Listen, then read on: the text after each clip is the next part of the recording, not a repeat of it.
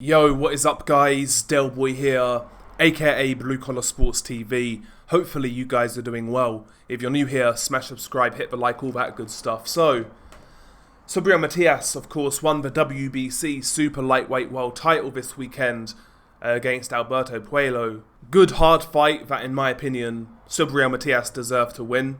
I personally felt he banked way too many early rounds for the Puello turnaround to really affect the decision. But that's all done now. After the fight, it was announced that Subriel Matias would be defending his WBC title against unbeaten up-and-comer Dalton Smith. Dalton Smith, of course, hailing from the UK. And I have to say, I actually really like this fight. I'm intrigued on a few different, on a few levels, I guess I'd say. First and foremost, Subriel Matias. I mean, you know, most fights, if not all fights this guy's in, are entertaining to varying degrees. There's a reason as to why I've been kind of bigging up Subriel Matias for a number of years now. I find him to be one of the most exciting fighters in boxing. Fights with the right attitude, doesn't duck anybody. I mean, he's not even had the big fights in his career, like the mega fights with the likes of Ryan Garcia, Teofimo Lopez, etc. He's called for those fights, but at the same time, he hasn't moaned and sat in obscurity just waiting. He's continued his career the best he could, fighting the best guys he could have, while being entertaining. Got a lot of time for Subriel Matias. But, you know, the performance against Alberto Puello did lead me to think that maybe he's on the slide. Matias, of course, has a very aggressive style. He takes a lot of risks, he takes a lot of chances, and he does sustain punishment in his fights. Don't get me wrong, I think his guard is much better than people give it credit for. But his style in general is just wearing, it's taxing on the body, just throwing that many punches, being that aggressive, you know, taking those sort of shots in return. It doesn't lend itself to a long career at the top. And I felt in the Puello fight, and even the Liam Paro fight, you know, the Paro fight, he looked flat in general. I know Paro was holding and fouling a lot, but he looked flat. And he kind of fell off a cliff after 8 rounds, in my opinion, against Alberto Puello. Again, Puello in that fight, for me, was incredibly dirty. Even more dirty than Liam Paro. The use of the head from Alberto Puello was pretty remarkable, I'd say. Pretty remarkable. And that opened the cut-up on Subriel Matias. That got worse throughout the fight. And I do wonder, am I not seeing something here? Am I being harsh on Matias? Is he actually on the slide, or have these 2 fights been the result of him fighting, in my opinion, extremely dirty fighters, especially in regards to Puello? You know, contending with that clinching and the head clashes, or head butts, not head clashes, head butts, can't be easy. And somebody in the comments said that, you know, that maybe he's not on the slide. Maybe it's just because, you know, Puello was deploying very dirty tactics throughout, and that may have taken something away from Matias. I'm not convinced either way. I lean towards Matias being, you know, slowing down ever so slightly. I do. But I think Dalton Smith is a good barometer to find out where Matias is at. And it's also a good barometer for Dalton Smith himself, because Dalton Smith, you know, up-and-comer at super lightweight. So far in his career, I don't really think he's put a foot wrong. Don't get me wrong, there's been a couple of, like, lukewarm performances, but not put a foot wrong as in he's won all of these fights clearly, you know? He's won all of these fights clearly. Dalton Smith is a good, solid, all-round boxer. I would describe him as a boxer-puncher.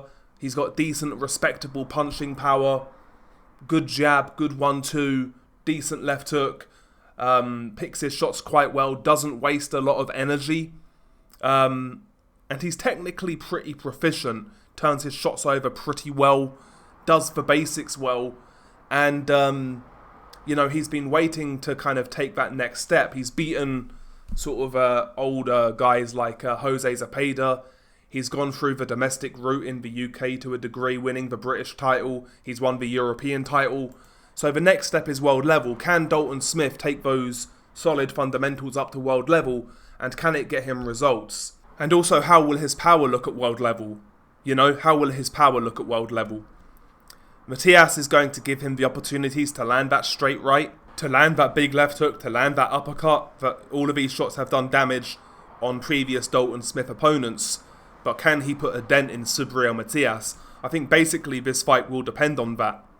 I think this fight's going to depend on whether the power of Dalton Smith can negatively affect Subriel Matias to the degree to where he gets hurt, he gets knocked down, he gets knocked out, obviously, or it just kind of dissuades him from being so aggressive. That's going to be the million-dollar question. Matias has a higher punch output than Dalton Smith, whereas Dalton Smith is a lot more cerebral with how he throws his shots when he throws his shots. He likes to pick his moments, doesn't overdo it, and he's quite patient, you know. He's patient in his approach. The issue with that for Dalton Smith is you got a guy in Subriel Matias who's crash bang wallop. He throws a lot of punches. He tries to put it on you from the outset, and when you're too patient like that, of course you can be outworked. And, you know, Matias does that against a lot of fighters. I'm also intrigued to see how Dalton Smith handles that pressure in regards to maintaining his composure and construct. Matias goes to that body very well. He can drain your tank. He takes it out of you. We've never really seen Dalton Smith in a hard 12-rounder. How's Dalton Smith going to react when he's made to work harder? Because even if Matias is on the slide, unless he gets old overnight for his next fight, he's going to make Dalton Smith work harder than he has previously. And for me, that's the biggest question. It's not so much whether he can handle the power of Subriel Matias, but more so how he handles the aggression and how he handles the fact that more than likely he's going to be in a very high-paced fight. A very strenuous fight. Strenuous on the gas tank. And sometimes when you take that kind of patient fighter out of that kind of mindset to where he's not managing the contest, instead he's trying to keep up with you, sometimes we see these kind of nice technical, solid fundamental fighters fall apart. We've seen a lot of guys who have these sort of attributes against Matias fall apart. You know, I'm talking about guys like Shoajan Ergashev, for example, Malik Hawkins, Junkunbayev, you know. All of these guys were forced to fight at a pace in which they weren't comfortable.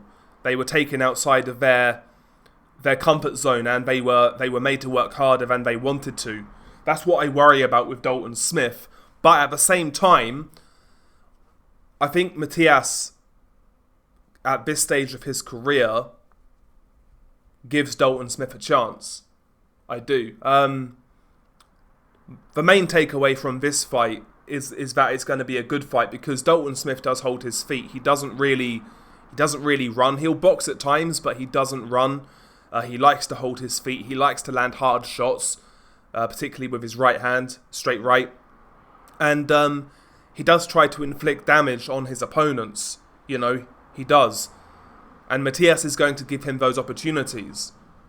So it's going to be interesting. It's going to be interesting to see whether Matias can cope with the younger man in Dalton Smith. Is Dalton Smith going to be a bit too fresh? Or is Matias, at this stage, still too much for a guy like Dalton, who's never fought anything like Matias? I think this one's a fascinating fight. It goes down apparently November 22nd, so I'm assuming it's going to be on the Benavidez yard card. But I really like this fight. Boxer puncher versus the all-out pressure guy. It's going to be a good fight. It's going to be a good fight. It really is. I'm looking forward to it. I'm looking forward to it. If I had to guess, I would lean towards Subriel Matias right now. But I don't think it's going to be an easy fight. I don't. If you asked me a couple of years ago, I'd be much more confident in picking Matias just like that. But, you know, again, 33 years old Matias had several hard fights at this stage. And yeah, we will see. We will see. But one of the fights I'm really looking forward to. It's a long way away. Just been announced, but looking forward to it. Anyway, share your thoughts below. Beanie Guy Delboy. Peace.